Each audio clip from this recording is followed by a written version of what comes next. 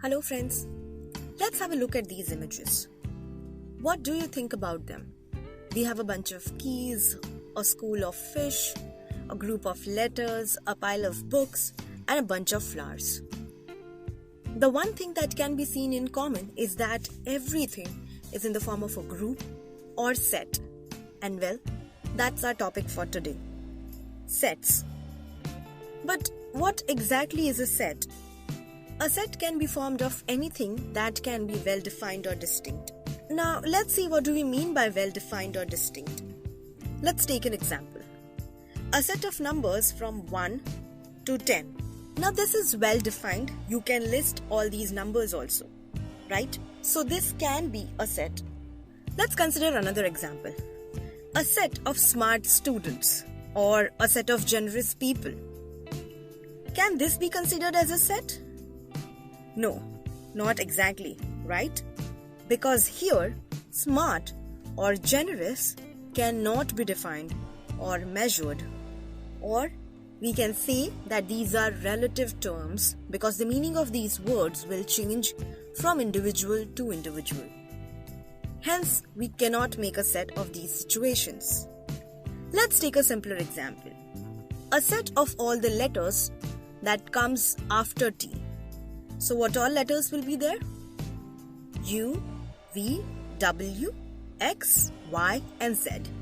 Yes, so this can be also called as a set, right?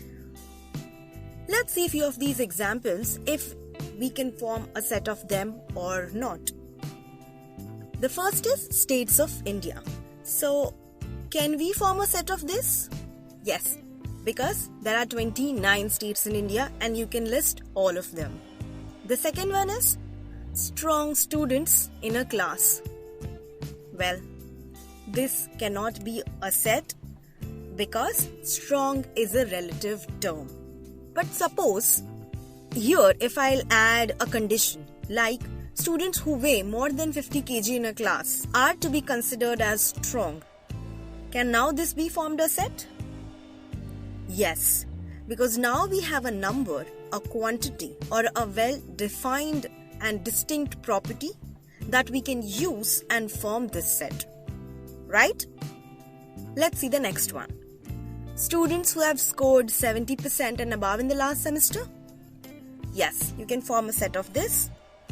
Collection of great people in the world. Again, great is a relative term and we cannot form a set of this. So I hope by now you know what are sets and in which conditions we can form a set and cannot form a set. Let's move to the next step. So how do we present these sets? There are two different ways to write these sets. One is listing method or also known as roster method. The second is rule method or known as set builder method. Let's see what's listing or roster method is. If I want a set of all letters in the word mathematics, then how will I write it? Well, this is a very simple method. Let's look at this in a little more detail. All the letters in the brace or curly brackets are known as elements.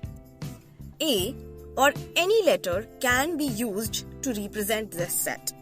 However, there's one tiny mistake that is there in this set. The elements in this set are never repeated. Every element appears just once in a set. Hence, the solution of this set of all the letters in the word mathematics will be A is equal to curly brackets M A T H E I C S, curly brackets closed. This is how we present a set in a roster method or a listing method. Now since just we have listed all the letters is the reason why it is known as a listing method. Next can be a set of all the days in a week, a set of all the rainbow colors, etc. We have also been studying sets in few of our previous grades. It's just that we never knew that they are sets, like a set of natural numbers, a set of whole numbers, a set of integers, etc. Sets are used in a variety of places in mathematics, but we'll see that in the future sessions. So now I believe you can make any set using the listing method. Now what happens if I ask you to form a set of all the whole numbers between 0 to 10,000? Can we use this listing or roster method to list all these whole numbers till 10,000? No, right? Hence, we have this rule method or set builder method. Now since we are building a particular set, instead of writing all the elements in the set, this is known as a set builder method. Now a set using set builder method is written like this and is read as A is a set of all x such that x belongs to whole numbers and x is a whole number between 0 to 10,000. Now, was this a little difficult? Let's try another set. Now, can we represent the set of all letters in a word mathematics in the form of a set builder form? Well, yes. Let's name this set as B. B is a set of all x such that x is the letter of the word mathematics. Every set can be represented in the set builder form. Try a few of these sets in the form of listing as well as set builder method. Now, why this method is known as a rule method?